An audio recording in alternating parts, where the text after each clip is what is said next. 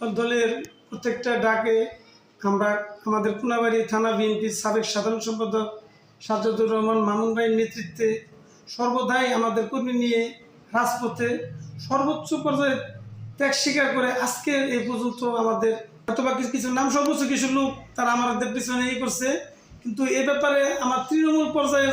যত কর্মী আছে বা আমার এলাকাবাসী আছে তারা সকলেই এ ব্যাপারে অবগত বা তারা এই ব্যাপারটা পাইছে যে আমার ব্যাপারে গভীর ষড়যন্ত্র চলতেছে, ষড়যন্ত্রের শিকার জাস্ট। আর আমার ব্যাপারে যে সমস্ত